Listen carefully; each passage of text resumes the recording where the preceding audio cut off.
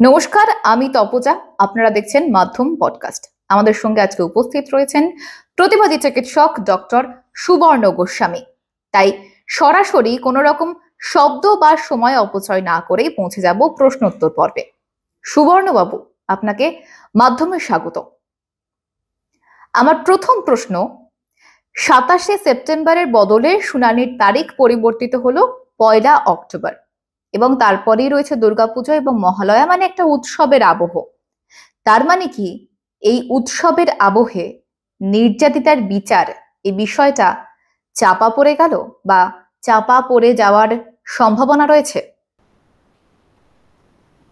দেখুন, আমরা আমাদের যে আইনজীবীদের দল রয়েছে তাদের দিয়ে আমরা গতকালকেই একটা সুপ্রিম কোর্টে আর্জি জানিয়েছিলাম যে এই 30 গেট পিছনোর যে আর্জি রাজ্য সরকার জানিয়েছে তার পাল্টা আর্জি, যে যদি তারিখ পরিবর্তন করতেই হয় তাহলে 30 তারিখের আগে করে নিন, মানে 27 তারিখ আগে, অর্থাৎ 26 তারিখ বা 25 তারিখ যে কোনো দিন করা যায়। তো আজকে তার হিয়ারিং ছিল। আমাদের উকিলরা বলেছেন সেখানে দাঁড়িয়ে যে আগে করে নেওয়ার জন্য, কিন্তু সুপ্রিম কোর্ট বলেছে যে যেহেতু আগে অন্যান্য মামলা লিস্টেড রয়েছে, ফলে যে 30 তারিখে যে কারণ দেখিয়েছে যে এক রাজ্য সরকারের কৌঁসুলি তার মা, প্রধান কৌঁসুলি, তার মা অসুস্থ, 26 তারিখে হাসপাতালে ভর্তি হবেন এবং 27 তারিখে অপারেশন হবে ইত্যাদি। সুপ্রিম কোর্ট বলেছে আমরা যেহেতু শনি রবি বাদ দিয়ে তারপরেই আমরা করছি 1 অক্টোবর। তো 1 অক্টোবর ঠিক আছে। এখন আমাদের বিচার প্রক্রিয়া তো দীর্ঘ মেয়াদী, এমনিই জানেন, আর রাজ্য সরকার নানাভাবে চাইছে এটাকে আরো বিলম্বিত করতে, নানাভাবে বিলম্বিত করতে চাইছে। তো তারই একটা প্রক্রিয়া। আমরা রাজ্য সরকারের এবং প্রশাসনের হচ্ছে এই বিচারের পথে বাধা বিঘ্ন সৃষ্টি করায় নতুন নয়। এই ঘটনা ঘটার পর থেকেই আমরা নানাভাবে দেখছি সেটা করছেন। আমাদেরও এই লড়াই চালিয়ে যেতে হবে। তার দীর্ঘ বিচার প্রক্রিয়ার মধ্যে কখনো 2-3 দিন দেরি হবে, সেটা মেনে নিয়েই চলতে হবে। তবে এই বিচার পাওয়ার যে আন্দোলন, সে আইনি লড়াই বলুন বা রাস্তার লড়াই বলুন, আমরা কোনোটা থেকেই ছেড়ে বেরিয়ে আসছি না। উৎসবের আবহে আমরা ফিরছি না, আমরা দ্রোহের উৎসবেই আছি এবং সেটাতেই থাকবো। ফলে যারা ভাবছেন যে মহালয়া, দুর্গাপুজো এটাকে পিছনে ঠেলে ফেলে দেওয়া যাবে এটা দিয়ে, সেটা কিন্তু করা যাবে না। বন্যা দিয়ে যে করার চেষ্টা হয়েছিল, বন্যা ত্রাণে আমরা চিকিৎসকরা ঝাঁপিয়ে পড়েছি। আমাদের সেখানে যেমন বন্যা ত্রাণ চলছে, অভয়া ত্রাণ, অভয়া ক্যাম্প, অভয়া ক্লিনিক চলছে, তার পাশাপাশি প্রচারও চলছে। আন্দোলনে কোনো ঘাটতি নেই। আবার আগামী 1 তারিখ যেদিন সুপ্রিম কোর্টের হিয়ারিং, সেদিন কলকাতা মহানগরী আবার এক মহা মিছিল দেখবে, লাখো মানুষের মিছিল, এবং প্রতিদিনই মিছিল দীর্ঘতর হচ্ছে। সুতরাং মানুষ উৎসবের মেজাজে নেই এবং থাকবেন না। প্রশাসন যতই চেষ্টা করুন মানুষকে উৎসবে মজিয়ে রাখতে, বিচারের দাবিটাকে পিছনের সারিতে ফেলে রাখতে, তা তারা পারবে না। 1 দিন 2 দিন হয়তো শুনানি পিছ হতে পারেন তারা, কিন্তু বিচারের দাবি থেকে হটানো যাবে না। আমাদের সে বিচারের দাবিকে পিছনের সারিতে ফেলা যাবে না। সেটা উৎসবের আবহেই একই রকম থাকবে।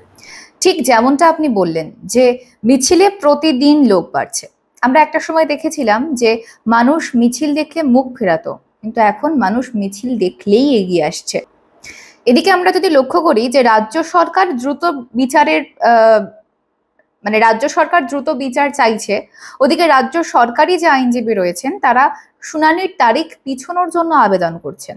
আপনার কি মনে হয় না এটা পারস্পরিক বিরোধিতা? কোনো মতভেদ নয়, কোনো আইনজীবী তার হচ্ছে যে মক্কেলের কথার বাইরে যান না। ফলে রাজ্য সরকারের কৌঁসুলি যখন বিচার প্রক্রিয়া বিলম্বিত করার আবেদন জানিয়েছেন, কৌঁসুলি নিজের জন্য করেননি, তার মক্কেল অর্থাৎ রাজ্য সরকার তার পরামর্শ মতোই করেছেন। এটা পরিষ্কার যে কৌঁসুলি যা বলছেন আসলে তাদের মক্কেল সরকার প্রশাসন তাই বলছে। সেটা চেয়েছে, মক্কেল চেয়েছে বলেই কৌঁসুলি সেটা বলেছেন। ফলে এই রাজ্য সরকারের প্রথম থেকেই যে মুখে তারা বলছেন দ্রুত বিচার, 7 দিনের মধ্যে ফাঁসি, কেউ বলছেন এনকাউন্টার, কিন্তু সেটা যে বিচার নয় সেটা ওনারা ভালো করেই জানেন যে সেটা বিচার প্রক্রিয়া সম্ভব নয়। আর ফাঁসি, ওই ভীত এক সিভিক ভলান্টিয়ারকে ধরে ফাঁসি দেওয়ার নাম বিচার নয়। আমরা যখন সারা রাজ্যের মানুষ, দেশের মানুষ যখন বলছেন বিচার চাই, তার অর্থ হচ্ছে যে অপরাধী চক্র, যে রাজনৈতিক মদতে এবং প্রশাসনিক প্রশ্রয়ে পুষ্ট যে অপরাধী চক্র যে নৈরাজ্যের সৃষ্টি করেছিল, যার বলি হতে হয়েছে এই অভয়াকে, নৃশংসভাবে ধর্ষিতা এবং খুন হতে হয়েছে। এবং ঘটনা 9ই আগস্টের ঘটনার পরে পুলিশ প্রশাসন এবং স্বাস্থ্য প্রশাসনের যে ন্যাক্কারজনক ভূমিকা, তদন্ত ধামাচাপা দিতে, তথ্য প্রমাণ লোপাট করতে, প্রকৃত ধর্ষক এবং খুনিদের আড়াল করতে, তাতে এটা পরিষ্কার যে তারা এটার সুবিচার চান না।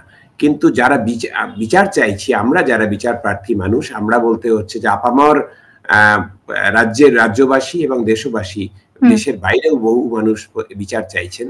তারা কিন্তু চাইছেন এই যারা এই ন্যাক্কারজনক ভূমিকা নিয়েছে তাদের প্রত্যেককে তদন্তের আওতায়, বিচারের আওতায় নিয়ে এসে তাদের চিহ্নিত করে তাদের শাস্তি, তবেই হচ্ছে অভয়ার ন্যায় বিচার হবে। ওই একমাত্র ধৃত সিভিক ভলান্টিয়ারের 7 দিনের মধ্যে ফাঁসি বা এনকাউন্টার নয়। ঠিক যেমনটা আপনি বললেন, আপনার প্রশ্নের সূত্র ধরেই যদি জিজ্ঞাসা করি যে লালবাজার এখনো পর্যন্ত একজনকে গ্রেপ্তার করেছে আর সিবিআই গ্রেপ্তার করেছে 2 জনকে। এদিকে আমরা দেখতে পাচ্ছি যে সিবিআই যখন প্রপার চার্জশিট দিতে পারছে না, তখন নিয়োগ দুর্নীতি কাণ্ডে যারা যুক্ত ছিলেন, কয়লা বা গরু পাচার কাণ্ডের সঙ্গে যাদের নাম জড়িয়েছে, তারা পর্যন্ত জামিন পেয়ে ছাড়া পেয়ে চলে আসছেন। তাহলে আরজিকর কাণ্ডের সঙ্গেও কি এই বিষয়টা হবে না? এটা কি আমরা বলতে পারি? সে সম্ভাবনা সম্পূর্ণ রয়েছে, কারণ সিবিআই এর ভূমিকা আমরা দেখেছি গত কয়েক বছর ধরে, যেভাবে তারা হচ্ছে যে এতগুলো কেলেঙ্কারি ঘটেছে আমাদের রাজ্যে, এত দুর্নীতি হয়েছে এবং হাইকোর্ট তাদের উপরে ভরসা করে তদন্ত ভার তুলে দিয়েছে, কিন্তু প্রত্যেকটাতেই প্রায় অশ্বডিম্ব প্রসব করেছে। কয়েকটা অ্যারেস্ট হয়েছিল এবং সেগুলোতেও চার্জ ঠিকঠাক ফ্রেম না করবার জন্য একে একে সবাই প্রায় জামিন পেয়ে যাচ্ছেন। কেউ আজকে পেয়েছেন, কেউ গতকাল পেয়েছেন, কেউ আগামীকাল পাবেন, এইরকম একটা অবস্থায় দাঁড় করিয়েছে। ফলে এটা বোঝা যাচ্ছে যে সিবিআই তদন্তে যত্নবান নয়, তারা সিনসিয়ার নয়। আমরা সেই জন্য গত 25শে আগস্ট প্রায় 25,000 চিকিৎসক মিছিল করে সিজিও কমপ্লেক্সে সিবিআই কে বলে এসেছি যে এই মামলায় সেটিং করবার ভুলেও চেষ্টা করবেন না, আমরা কিন্তু প্রয়োজনে সিজিও কমপ্লেক্স ঘেরাও করে রেখে দেব। এবং গত 2-3 দিন আগে আমাদের জুনিয়র চিকিৎসকরা, জুনিয়র ডাক্তারদের যে সংগঠন, তারা গিয়ে একই কথা বলে এসছে সিবিআই কে। সিবিআই আজকাল যাদের ডাকাডাকি করছে, এদের অন্তত সিবিআই এর 1 মাস হয়ে গেল, 1 মাসের উপর হয়ে গেল তদন্তভার পেয়েছে। 1 মাস আগে ডাকা উচিত ছিল। আমরা প্রথম দিন থেকে চিহ্নিত করে দিয়ে আসছি, সংবাদ মাধ্যম আপনারা সকলে চিহ্নিত করে দিয়ে এসছেন, ভাইরাল অডিও, ভাইরাল ভিডিও সব দেখিয়ে কারা এভিডেন্স ট্যাম্পার করেছে, কারা তথ্য প্রমাণ লোপাট করেছে। তারপরেও সিবিআই এর 1 মাস লেগে গেল শুধু তাদের ডেকে জেরা করতে, অর্থাৎ তাদের সুযোগ দিল নানা রকম অ্যালিবাই তৈরি করতে এবং হচ্ছে যে তাদের ঘুটি সাজাতে। ফলে সিবিআই কি করবে তার উপরে আমরা খুব একটা যে ভরসা করে বসে আছি তা নয়, কিন্তু সিবিআই এর উপরে হচ্ছে যে সিবিআই এবং বিচার ব্যবস্থার উপর আস্থা তো রাখতেই হয়, একটা স্তর অব্দি আস্থা রাখতে হয়। আমরা নজরে রাখছি, সিবিআই এর কার্যকলাপও নজরে রাখছি। প্রয়োজনে সিবিআই এর অফিসে আমরা ঘেরাও করে রাখবো এবং হচ্ছে যে সিবিআই এর সেটিং, এই যে সিবিআই একের পর এক দুষ্কৃতীদের ছেড়ে দিচ্ছে, এই ঘটনারও তদন্ত করতে পারছে না, ঠিক মতো করছে না। এটার জন্য কেন্দ্র সরকার, প্রধানমন্ত্রী চুপ, দেশের স্বরাষ্ট্রমন্ত্রী চুপ, আমাদের বিরোধী দলনেতা নানা রকম কথা বলে বাজার গরম করছেন, তাদেরও জবাবদিহি করতে হবে। সিবিআই এর সাথে কি সেটিং তারা করিয়ে দিচ্ছেন রাজ্য প্রশাসনে, তাদেরও জবাবদিহি করতে হবে। তারাও মানুষের কাছে জবাবদিহি করতে বাধ্য যে তারা কেন ভূমিকা নিচ্ছেন না। সিবিআই তো স্বরাষ্ট্র দপ্তরের অধীন, তারা কেন সিবিআই কে হচ্ছে যে এই অ্যাক্টিভেট করছেন না, সিবিআই কে সিনসিয়ারলি কেন হচ্ছে যে সঠিকভাবে সঠিক পথে তদন্ত করতে বলছেন না, সেই জবাব তাদেরও দিতে হবে। আপনার কি মনে হয় না যে পুলিশ প্রশাসন বা শীর্ষ প্রশাসনিক স্তরের অনেকেই যুক্ত এই অপরাধের সঙ্গে? আমরা তো মনে হওয়া শুধু নয়, আমরা তো প্রথম থেকে সরাসরি বলছি। এই যে ধরুন আমাদের জুনিয়র ডাক্তাররা দাবি করলেন, আমরা সিনিয়র ডাক্তাররা বললাম যে যাদের অপসারণ চাইলাম, যাদের শাস্তিমূলক অপসারণ, এমন তো নয় যে পুলিশ কমিশনার বা হচ্ছে যে স্বাস্থ্য আধিকারিক যাদের অপসারণ চেয়েছিলাম তাদের কারো মাথায় টাক আছে বলে বা দেখতে খারাপ বলে হচ্ছে যে আমরা অপসারণ চেয়েছিলাম, তা তো নয়। তাদের সরাসরি যোগ ছিল এই ঘটনায়। আমরা দেখেছি কিভাবে তথ্য প্রমাণ লোপাট করতে উদ্যত হয়েছেন। ডিসি টাকার বান্ডিল অফার করেছেন মিতার মাকে যখন হচ্ছে সৎকারের আগে, এবং ডিসি সেন্ট্রাল তিনি যখন এই হেলথ সিন্ডিকেট, যেটা অপরাধ চক্র, ক্রিমিনাল নেক্সাস, তার যে অন্যতম ডাক্তার অভিক দে, তাকে তার ছবি ক্রপ করে দেখানোর চেষ্টা করেছেন, ফিঙ্গারপ্রিন্ট এক্সপার্ট বলে চালানোর চেষ্টা করেছেন। কি বলে, পুলিশ কমিশনার নিজে হচ্ছে যে 14ই আগস্ট রাত্রিরে 1 ঘন্টা পুলিশকে নিষ্ক্রিয় করে রেখে পুলিশকে লুকানোর নাটক করে 40 হচ্ছে যে সশস্ত্র মবকে ওখানে ঢুকতে দিয়েছেন এবং তাদেরকে ওই তথ্য প্রমাণ লোপাট সেমিনার রুম ভাঙার জন্য পাঠানো হয়েছিল। আজ অব্দি আমরা তাদের পরিচয় জানি না, তাদের মোটিভ জানানো হয়নি লালবাজার থেকে। স্বাস্থ্য প্রশাসনের যারা আধিকারিক, তারা প্রত্যেকে হচ্ছে যে এই যে সিবিআই যেদিন তদন্তভার পায় সেই দিনই ওই চেস্টের সেমিনার রুম যেখানে মৃতদেহ আবিষ্কার হয়েছিল, আমরা এখনো জানি না ওটাই অপরাধ স্থল কিনা, কিন্তু মৃতদেহ প্রথম ওখানেই দেখা যায়। তার সংলগ্ন যে শৌচাগার, সেটা অবিলম্বে ভেঙে ফেলার নির্দেশ যারা দিয়েছিলেন, স্বাস্থ্য সচিব, স্বাস্থ্য শিক্ষা অধিকর্তা, এরা প্রত্যেকে। ফলে হচ্ছে যে এদের আমরা সেই জন্য শাস্তিমূলক অপসারণ চেয়েছিলাম। সরকার করলো ওদের কাউকে একই বিল্ডিং এ একতলা থেকে অন্য তলায়, কাউকে এক বিল্ডিং থেকে পাশের বিল্ডিং এ হচ্ছে বদলির নাম করে এটা প্রহসন করলো। তো প্রথম থেকে এটা পরিষ্কার। এবং দেখুন, টালা থানার ওসি যিনি আজও গ্রেপ্তার হয়ে রয়েছেন, তিনি অসুস্থতার ভান করে বিভিন্ন নার্সিংহোমে ভর্তির চেষ্টা করেছিলেন। ভর্তি নেয়নি, কারণ কোনো চিকিৎসক মনে করেননি তার ভর্তি করার মতো অবস্থা। তার জন্য নবান্নে বসে মাননীয় মুখ্যমন্ত্রী বলছেন যে টালা থানা এত বড় অডাসিটি নার্সিংহোমগুলোর, যে টালা থানার ওসিকে ভর্তি নেয়নি। স্বাস্থ্য সচিবকে বলছেন যে তুমি কি ওদের ডেকে মিটিং করেছো, ওদের সতর্ক করেছো? স্বাস্থ্য সচিব বলছেন হ্যাঁ করেছি, আমি মিটিং করেছি। তো এইটা তো পরিস্থিতি। কত উঁচু স্তরের আধিকারিকরা যুক্ত, এটা বোঝা যাচ্ছে অপরাধীদের আড়াল করার জন্য। টালা থানার ওসিকে যদি মাননীয় মুখ্যমন্ত্রী আড়াল করতে চান, তার হচ্ছে যে স্বাস্থ্য সচিব আড়াল করতে চান, যদি অভিজ্ঞকে ডিসি সেন্ট্রাল আড়াল করতে চান, ডিসি নর্থ টাকার বান্ডেল দিয়ে অপরাধী ধর্ষকদের খুনিদের থেকে টাকা নিয়ে দৌত্য করতে যান হচ্ছে যে মিতার মা বাবার কাছে, তাহলে তো বোঝাই যাচ্ছে পুলিশ প্রশাসন এবং স্বাস্থ্য প্রশাসন, রাজ্যের প্রশাসনের সর্বোচ্চ মহল এই তদন্ত ধামাচাপা দিতে চেয়েছেন। তারা তথ্য প্রমাণ লোপাট করতে চেয়েছেন, তারা ধর্ষকদের এবং খুনিদের পক্ষ নিচ্ছেন। এত পরিষ্কার, দিনের আলোর মতো স্পষ্ট, মনে হওয়ার কোনো ব্যাপারই নেই। এক্স্যাক্টলি তাই। তদন্তকারী অফিসাররা যারা থাকেন তারা সাধারণত বলেন যে কোনো রকম অপরাধেরই মোটিভ থাকে, কিন্তু আরজিকর কাণ্ডের যে এই নৃশংসতম ঘটনা ঘটে গেল, আরজিকর কাণ্ড যে সামনে আসলো, তার তো কোনো মোটিভই খুঁজে পাওয়া যাচ্ছে না। কি বলবেন এই বিষয়টা নিয়ে? খুঁজে পাওয়া যায়নি না সেটা প্রকাশ্যে বলা হচ্ছে না, আমরা জানি না, কারণ সুপ্রিম কোর্টে আগের দিন হিয়ারিং এ যা সিবিআই মানে মুখবন্ধ খামে যা জমা দিয়েছেন তা দেখে 3 বিচারপতি শিউরে উঠেছেন। আমি নিজেও এজলাসে হাজির ছিলাম ওই দিনে, আমাদের মামলাকারী চিকিৎসক সংগঠনের পক্ষ থেকে দেখেছি শিউরে উঠেছেন। তারা বলেছেন ইট ইজ ভেরি ডিস্টার্বিং, আপনারা যা ভাবছেন it is Wars than that, মানে যতটা ভাবতে পারছেন তার থেকেও খারাপ। এবং হচ্ছে যে তারা তদন্তের যাতে ডিসলোকেটেড না হয়, অর্থাৎ তদন্ত যাতে দিগ্ভ্রান্ত না হয় সেই জন্য প্রকাশ করেননি, সেটা বলেছেন যে আমরা এখনই পাবলিকলি বলবো না। কিন্তু হচ্ছে যে যেটুকু রিপোর্ট আমরা অন্তর্বর্তী রিপোর্ট পেয়েছি তাতে হচ্ছে যে তারা শিউরে উঠেছেন রীতিমতো।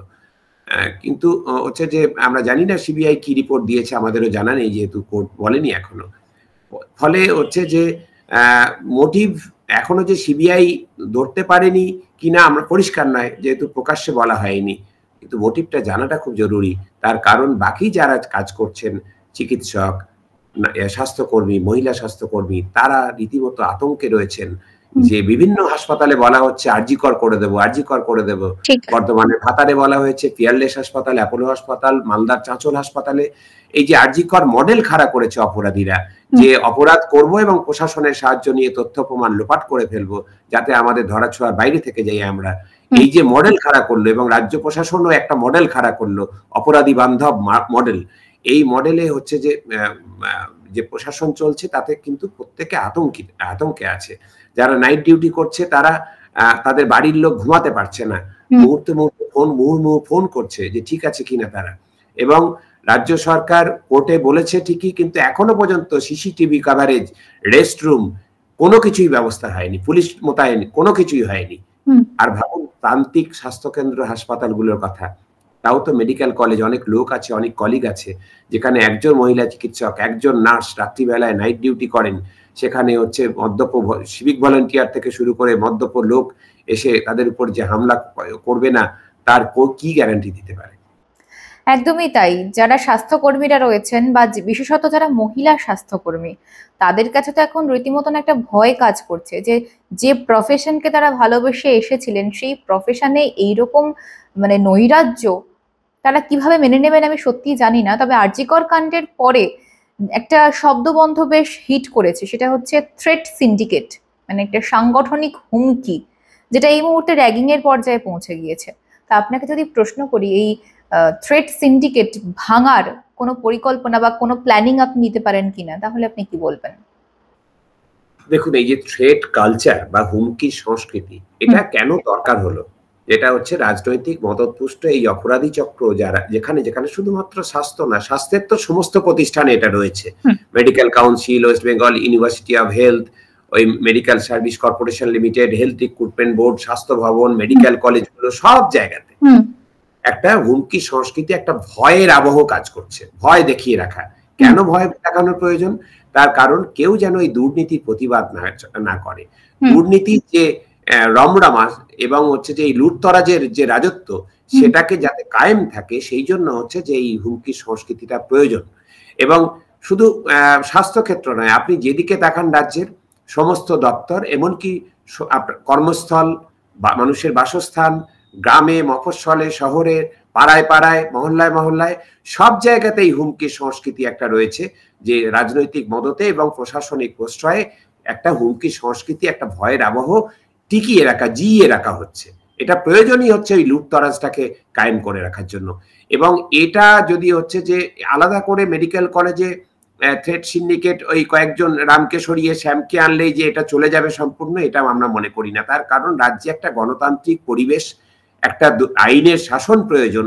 তা না হলে হচ্ছে যে আমরা নিরাপত্তা ব্যাপারটা হচ্ছে সামাজিক, এটা হচ্ছে যে মোটেই প্রশাসনিক বিষয় নয়। আমাদের তাহলে পুলিশ মিলিটারি দিলে সবাই সিকিউর হয়ে যেত। আমাদের দেশে দুই প্রধানমন্ত্রী, তাদের তো নিরাপত্তার কোনো খামতি ছিল না, তারা অ্যাসাসিনেটেড হয়েছেন, তারা নিহত হয়েছেন আততায়ী গুলিতে। ফলে হচ্ছে যে আমরা মনে করি যে সামাজিক একটা হচ্ছে যে মানে ন্যায়ের একটা হচ্ছে যে আবহ, যে হচ্ছে ন্যায় বিচার যেখানে পাওয়া যায়, আইনের শাসন পাওয়া যায়, অপরাধীরা ভয় পাবে। তা না হয়ে এখন উল্টো হয়ে গেছে, প্রতিবাদীদের ভয় দেখানো হচ্ছে। প্রতিবাদ করাটাই যেন হচ্ছে অপরাধ, তাদেরকে পুলিশ হয়রান করছে, তাদেরকে শাসক দল হুমকি দিচ্ছে, আর অপরাধীদের তারা পাশে দাঁড়াচ্ছে, অপরাধীদের তারা আড়াল করছে। তাহলে এই যে প্রশাসনের আইনের শাসনের উল্টো একটা মডেল এরা দাঁড় করিয়ে নিচ্ছে, অপরাধ বান্ধব প্রশাসনের মডেল। এইটা যতদিন হচ্ছে যে জারি থাকবে, ততদিন কোথাও এই হুমকি সংস্কৃতি যে মূলচ্ছেদ করা যাবে না, এটা আমরা মনে করি। ফলে রাজ্যে গণতান্ত্রিক পরিবেশ ফেরা দরকার, আইনের শাসন ফেরা দরকার। আপনি নিজেও তো আর জি করের প্রাক্তনী। যখন আর জি করের এই নৃশংস ঘটনা আপনার পেশা এবং আপনার প্রাক্তন কলেজের গায়ে একটা কালো দাগ লেপে দেয়, তখন নিশ্চয়ই আপনার অস্বস্তি হয়। তা আপনি যখন পড়তেন তখনও কি কলেজগুলোতে এই ধরনের ভয় দেখানো বা এই হুমকি দেওয়ার কালচারটা ছিল? তখনও কি পরিস্থিতি এরকমই ছিল? দেখুন, আমি যখন আর জি করে পড়েছি, আমাদের সময়েও ছাত্র রাজনীতি ছিল, একাধিক ছাত্র সংগঠন, তাদের মতাদর্শে মিলত না, ব্যাটেল অফ আইডিয়াস ছিল। কখনো ছাত্রদের মধ্যে যা হয়, কখনো একটু হচ্ছে একটু মারপিটও হলো, আবার তারা একসাথে বসে চা খেলো। এই যে একটা পরিবেশ ছিল, ছাত্রছাত্রীদের মানে নিজের সিনিয়র জুনিয়র সম্পর্ক, শিক্ষক ছাত্র সম্পর্ক, রোগী চিকিৎসক সম্পর্কের, সেখানে একটা অন্যরকম বাঁধন ছিল। আর জি করে সেই সম্পর্কটা এতটাই ভালো ছিল যে অন্য কলেজের কাছে সেটা ঈর্ষণীয় ছিল। অন্য কলেজের ছাত্রছাত্রীরা বলতো যে তোরা তো আর জি কর, তোদের তো সিনিয়র জুনিয়র একটা অন্যরকম ব্যাপার, শিক্ষক ছাত্রের সম্পর্ক অন্যরকম ব্যাপার, যেটা সব কলেজে নেই। এবং তার পাশাপাশি যেটা হচ্ছে যে ছাত্রছাত্রীদের বলার অধিকার ছিল। ছাত্রছাত্রীরা তাদের দাবি নিয়ে আন্দোলন করতে পারত। শুধু ছাত্রছাত্রীরা, আমরা যখন হচ্ছে যে ছাত্র অবস্থায় একাধিকবার হয়েছে মহাকরণে গেছি, ধরুন স্বাস্থ্যমন্ত্রীর কাছে কোনো স্মারকলিপি দিতে বা মুখ্যমন্ত্রীর কাছে কোনো কিছু সমস্যার কথা জানাতে, তখন মহাকরণে আমরা বলতে শুনেছি টিফিন আওয়ারে, বুদ্ধদেব ভট্টাচার্যের কালো হাত ভেঙে দাও, গুড়িয়ে দাও, স্বাস্থ্যমন্ত্রী সূর্যকান্ত মিশ্রের কালো হাত ভেঙে দাও, গুড়িয়ে দাও, এই বলে হচ্ছে যে মিছিল হচ্ছে, বিরোধী কর্মচারী সংগঠন তারা মিছিল করছেন। এই আবহটা ছিল। তারা বলতে পারতেন মহাকরণে বসে, মিছিলটা করতে পারতেন টিফিন আওয়ারে, যে হচ্ছে যে এদের কালো হাত ভেঙে দাও, গুড়িয়ে দাও। কেউ তাদেরকে পাল্টা হুমকি দিয়ে দেয়নি যে এই কথা বলা যাবে না বলে। এটা কিন্তু খুব পরিচিত দৃশ্য ছিল। অর্থাৎ একটা গণতান্ত্রিক পরিবেশ বজায় ছিল, যেটা আজকে আর নেই। আজকে প্রশাসনের বিরুদ্ধে, সরকারের বিরুদ্ধেও নয়, সরকারের সমালোচনা যদি করে কেউ, আমরা তো কেউ বিরোধী নয়, আমরা তো সরকারেরই অংশ। আমরা সরকারি চিকিৎসক যারা, আমরাই তো সরকারকে হচ্ছে যে আমরা কেউ 60 বছর 65 বছর বয়স অব্দি আমরা সরকারকে সার্ভ করছি, সরকারি কর্মসূচিগুলিকে আমরাই তো মানুষের কাছে নিয়ে যাই। আমরা সরকারের বিরোধী নই, কিন্তু হচ্ছে সরকারের নীতির সমালোচনা যদি আমরা করি, প্রশাসনের সমালোচনা যদি করি, তাহলে লালবাজারে রেখে পাঠানো হচ্ছে, কখন বা অন্যভাবে কোন জনপ্রতিনিধিরা বা নেতারা হচ্ছে যে হুমকি দিচ্ছেন, সোশ্যাল মিডিয়ায় চরিত্র হনন করার চেষ্টা হচ্ছে। শুধু আমাদের না, যারা সহনাগরিক, যারা পথে, ওই রূপসা মন্ডল বলে একটি ছোট্ট বাচ্চা মেয়ে হোয়াটসঅ্যাপে কি লিখেছে তার জন্য তার 3 দিনের জেল হলো। যারা হচ্ছে যে বারাসাতে শান্তিপূর্ণ প্রতিবাদ করছেন, পুলিশ তাদেরকে গিয়ে পিটিয়ে রক্ত বের করলো। নৈহাটিতে যারা প্রতিবাদ করেছেন, দলীয় দুর্বৃত্ত, যারা রাজনৈতিক দুর্বৃত্ত, তারা গিয়ে তাদেরকে গ্যাং মলেস্টেশন করলো। মাথাভাঙাতে যারা প্রতিবাদ করছে, মোমবাতি জ্বালিয়েছে, তাদের মোমবাতিতে জল ঢেলে দেওয়া হলো। রাস্তার লেখা তাদেরকে মুছে দেওয়া হলো। স্বাস্থ্য ভবনে যে জুনিয়র ডাক্তারদের যেদিন আন্দোলন উঠলো, পরের দিন আলকাতরা লেপে দেওয়া হলো। কিন্তু মানুষের হৃদয়ে যে লেখা আছে বিচার চাই বলে, সেই লেখা তো কেউ মুছতে পারবে না। মানুষের মোমবাতির আগুন জল ঢেলে নিভিয়ে দেওয়া যায়, মানুষের মনের মধ্যে যে বিদ্রোহের আগুন জ্বলছে, সেই দাউ দাউ করে দাবানলের মতো যা ছড়াচ্ছে, সেই আগুন নেভানো যায় না। হচ্ছে যে প্রশাসন, পুলিশ লেলিয়ে বা হচ্ছে রাজনৈতিক দুর্বৃত্ত লেলিয়ে সেটা মোছানো যায় না। ফলে হচ্ছে যে এই দ্রোহের উৎসব কিন্তু চলবে, এটা আরো বাড়বে এবং বিদ্রোহের স্বর, প্রতিবাদের স্বর আরো তীব্রতর হবে। একেবারেই তাই। আপনার চিকিৎসক হিসেবে যেমন সামাজিক দায়বদ্ধতা রয়েছে, সেরকম আপনার পেশার গায়ে যে কালো দাগটা লেগেছে তা মুছে ফেলার প্রতিও আপনার দায়বদ্ধতা থেকে যায়।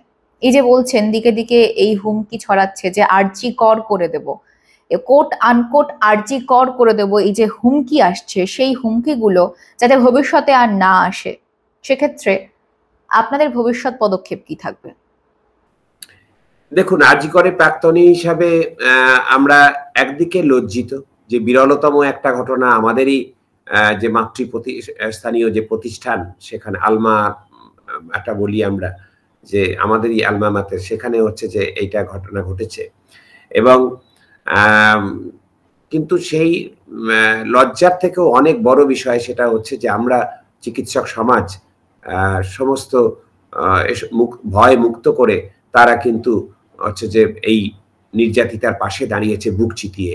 এবং স্বাধীনতার পরে এই রকম ঐক্যবদ্ধ চিকিৎসক আন্দোলন পশ্চিমবাংলা এবং ভারতবর্ষ যা দেখাচ্ছে, স্বাধীন ভারতে এরকম দেখা যায়নি। ঐতিহাসিক আন্দোলন। এবং আমাদের সারা বিশ্বের মেডিকেল ফ্যাটার্নিটির সঙ্গে আমাদের যোগাযোগ রয়েছে।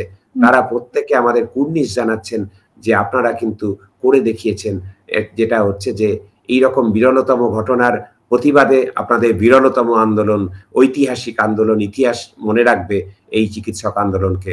ফলে আমাদের লজ্জার থেকে গর্বই বেশি আমাদের যে প্রতিষ্ঠান তাকে নিয়ে এবং আমাদের যে পেশা তাকে নিয়ে।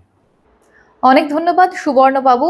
ডক্টর সুবর্ণ গোস্বামীকে মাধ্যমের তরফ থেকে অসংখ্য ধন্যবাদ তার সময় এবং এই কথাগুলো একদম স্পষ্টভাবে সকলের সামনে তুলে ধরার জন্য, আমাদের দর্শকের সামনে তুলে ধরার জন্য। আমাদের দর্শক বন্ধুদের উদ্দেশ্যে বলছি, আপনাদের সঙ্গে দেখা হচ্ছে পরবর্তী পর্যায়ে, পরবর্তী এপিসোডে। সঙ্গে থাকুন, দেখতে থাকুন মাধ্যম।